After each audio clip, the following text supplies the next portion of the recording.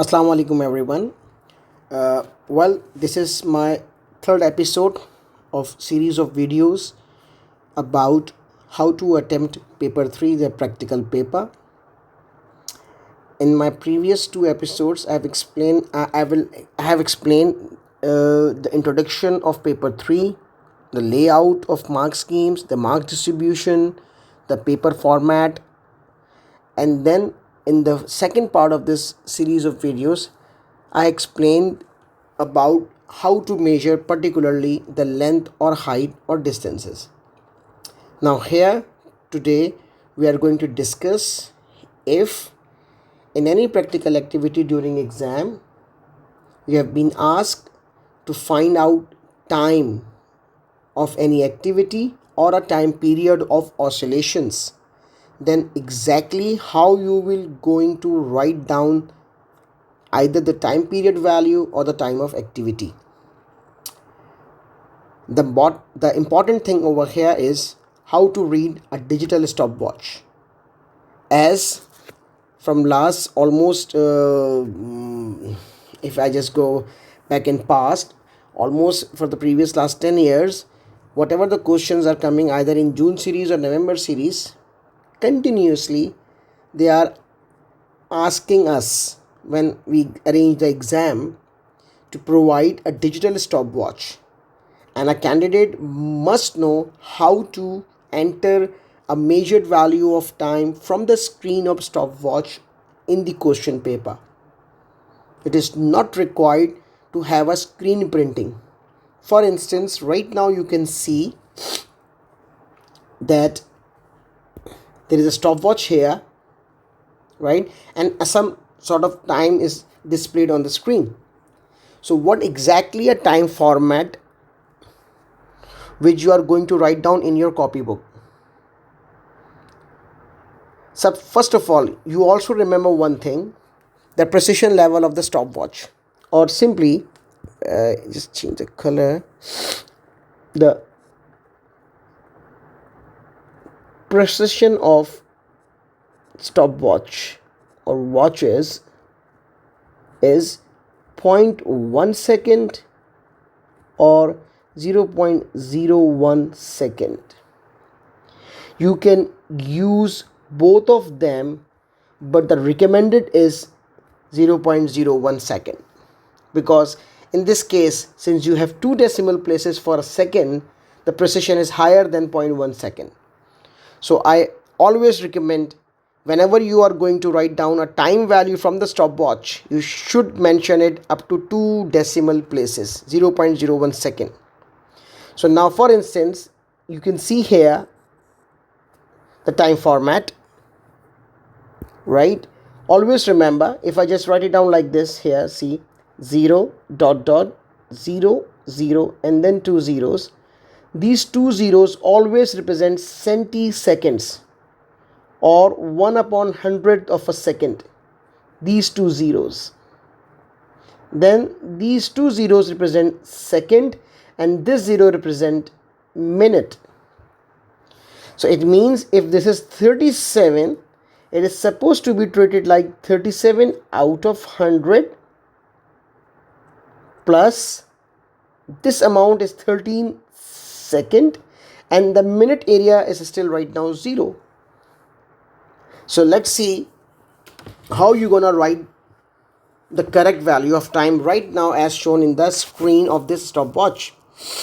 If you go to the next slide, I have mentioned 4 options here. One is exactly a screen printing with a unit, then time with 2 decimal places with a unit, then 13 minutes 37 seconds and 13.4 seconds. You can see the 2 green ticks here, which representing a time precise up to 2 decimal places and precise up to 1 decimal place. Both are correct. Again, the recommended method, you must mention 2 decimal places. This way writing the time is incorrect, and this is the screen printing, it is also incorrect. Okay, so now let's take some examples from past year questions. Obviously, when you are standing at your workstations during the exam, instruments are in front, will be in front of you on your workbench, and the question and the instructions are given in the question paper. You have to read the instructions regarding any measuring quantity with a good care and attention. Now, for instance, this is a question from October November 2010, paper 33, question 1, and they have mentioned a pendulum bob oscillating here and there, to and fro. The time the bob takes for each complete swing, first to right and then back to the left as shown in figure 1.2, is t. By timing several of these complete swings, determine an accurate value of t. Again, let me tell you one precaution while you are writing down any time value. The symbol is small t and a symbol capital T.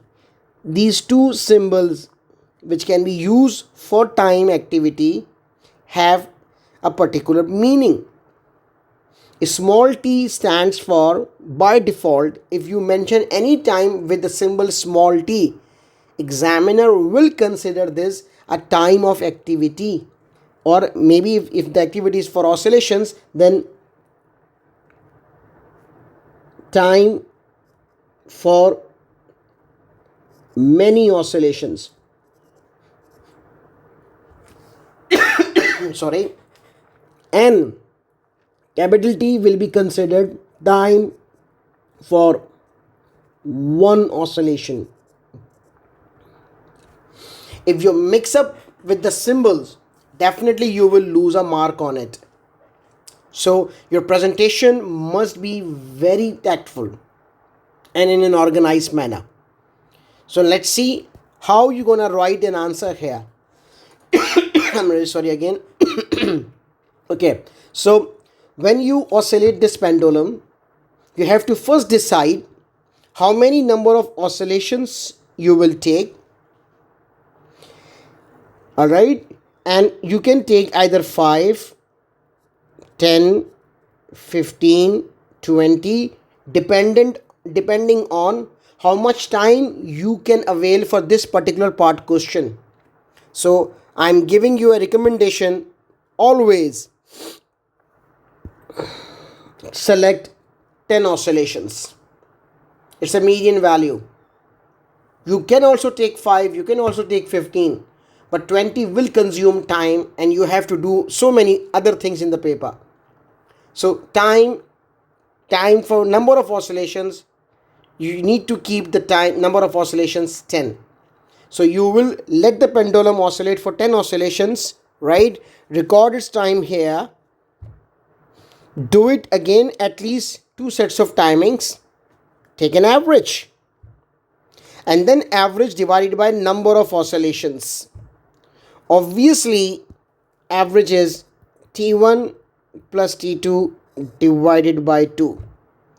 We always welcome the working of all those candidates which distinguishedly mention each and every step for all the physical quantities they are dealing with. And I have just said, in practical activity, small t and capital T both bearing a different meanings. So your working must give us this idea while if we are as an examiner checking the paper, that candidate has this concept that time small t and a capital T both are kept separately, right? So you have to mention T1 and T2 separately, take an average. You can also take third trial, the 3, take an average again, and then finally give us the value of capital T. Write an answer along with the unit, obviously. Okay, by default, all the time activities we keep time in seconds. Let's see another. And by the way, this to gain full credit on this part of question, and usually such type of questions bearing 2 marks, working and an answer. Okay, so in order to gain full credit, you must keep the time period of an oscillation. Oscillations may come with different style of oscillators. Pendulum is a one most commonly appearing activity in the past year questions for paper 3. But you may have other style of oscillations, and I hope you have done such kind of practices at your like colleges and in your labs. Okay, now let's take another example. May June 15, paper 34, question number 1. It's just a part of a part of a diagram is shown in figure 1.2. If you open this paper, you can see the full diagram. They have a meter ruler mounted on a pivot, obviously, and what they have done here, they tip one end of the meter ruler on a block like this. You can see they tipped it here and then they release it. So what happened? This could be a mass. There must be some fulcrum over here. This will go up and then come back again, hitting this block A. Release the meter ruler and measure and record the time t for it to move up and then down again to its lowest position. He is not talking about the time period of oscillations here. He is saying that this kind of oscillation or this kind of movement, he has specified it. Okay, when you release it, definitely it will go up because there must be a fulcrum and some weight is attached over here. So using the principle of movement, it will take clockwise and anti-clockwise, just like a seesaw. So once it goes up and come back again, wherever you feel it reaches to the lowest position, you have to stop the stopwatch. And look at here, you have 2 marks for this. How are you going to record this time? Now you do not have to decide the number of oscillations this time, as the normal ordinary oscillations are the free oscillations in which an oscillator or a pendulum can take many or several oscillations.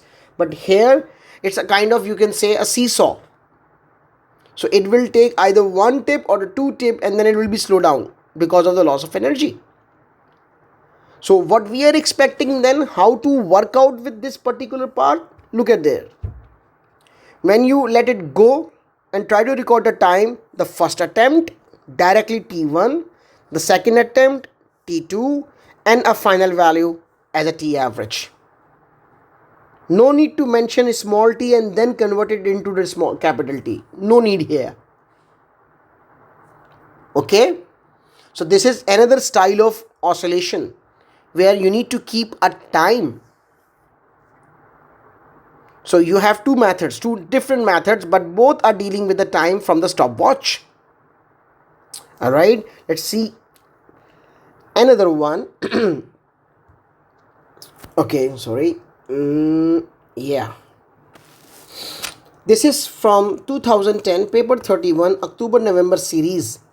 In this experiment, you will investigate how the motion of 2 masses connected by a string passes over a pulley depends on the difference between the 2 masses. Release mass A from height h as recorded in the previous part and determine the time it takes to reach the floor. See why he is using a small t here. You can see very clearly, and here even capital T and here even the idea of capital T. But to reach towards the final answer of capital T, in the previous 2 examples, this one and this one both have a different method, and you have just witnessed this, right? This method and here. Now what we are expecting here, again 2 boxes means you will definitely get 2 marks for this one. So when now if one mass, let's say A, if A is greater than B, eventually when you release A will go down, it will descend, and B will ascend. So when A hits the floor, you need to record that time. Determine the time it takes to reach the floor. So what we are expecting here, we are expecting T1 T2, and an average. No need to give us capital T value. See, you have witness here time, same time measured through the stopwatch, but appearing in three different styles of task. So you must remember all these methods when you are dealing with time idea. Okay, so I hope you have understand how to work out with the stopwatches. If you go to the first page, the idea of decimal place, precision of a stopwatch, and how to write down a time value. How to write down a time value. Uh, for instance, T 7.63. Just randomly I'm mentioning it. Or capital T 1.07 seconds. Two decimal places. Okay, so you have witnessed three different style of activities, but the common thing that we are expecting how you can keep the time of activity and record it in your copybook. So method is very important. Again, I am emphasizing on how you represent your method. This is very crucial and important, and then you have to write an answer. If you do everything on calculator and give us directly an answer here, guys, I'm sorry, but you will not gain even a single mark. So show us some method. Paper 3 is all about presenting a method for a measured value of a quantity and a calculated value of a quantity. You should keep this thing in your mind. If you have any questions, you can leave it in the comment section and I will try to answer as many as possible. Alright guys, so this is the end of this episode. In the next episode, we will discuss some new physical quantities and their methods, how to get the full credit on such kind of the other quantities. Like I'm going to explain in the next videos about the measuring angles, masses, volume, current, voltages, right? So these are few of the quantities which usually are appearing in the exam questions, so inshallah you will find the other rest of them in the next episode of my this series of videos. Thank you very much for watching. Please do not please subscribe and share and like, so that and also you can share it with your friends or at other colleges even, like this is open to all, by the way. All right, thank you very much. Allah Hafiz.